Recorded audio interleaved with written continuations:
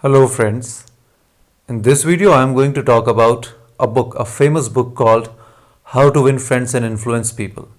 So this is an interesting book and I'm just going to cover the part 1 of this magnificent book in this video.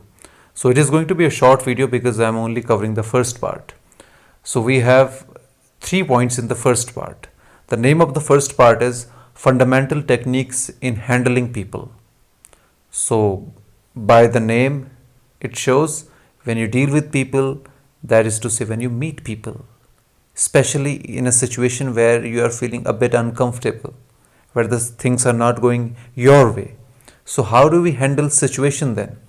If you handle the people, then you can handle the situation as well. So before you handle the people, you have to handle your emotion. So if I ask you the question, when your junior commits a mistake, or your sister or your daughter commits a mistake, what is the first instinct? We point that mistake out and criticize him.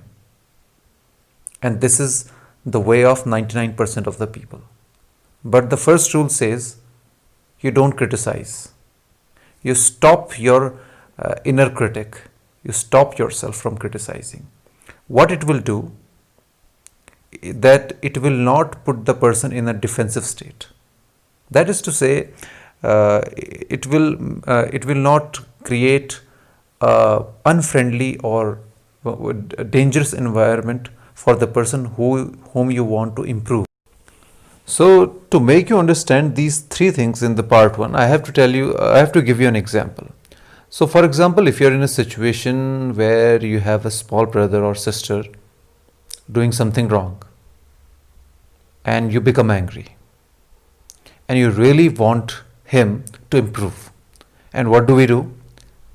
We scold them. We say, hey, you are doing something wrong. No. And what happens? Your brother or your sister never listens to you. It is natural because nobody likes to be judged. Nobody likes to be condemned. And this is what you do. But we are also right. We want to improve our juniors so that they don't commit the same mistakes as we did. So Dale Carnegie understands it. He says that if you find something happening wrong by your juniors or your employee, you don't complain. Stop yourself. Stop yourself. This is the first step. Second step, look at that situation, look at that brother. Is he something good or bad? Has he done something good in his life or not? Maybe he is a good painter. Maybe he is very good at maths. Say this to him, that you did this really well.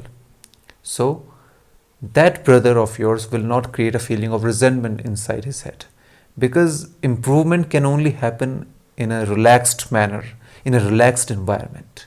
So you not criticizing your brother is the first step of creating a very beautiful environment. And the second step is by appreciating the genuinely good thing of your brother or anyone whom you're trying to improve. So this will add to that. And the third thing is, try to imagine yourself in the position of your brother. Maybe your brother is not always wrong. Maybe it is your fault. Or maybe when you were that age, you have done something really, really wrong and your brother is an improvement, or whatever it is. But if you truly or honestly put yourself in that shoes of that person, of that brother, you will see the world in a different point of view. And then you will treat that situation in a different way. You will handle that situation in a different way.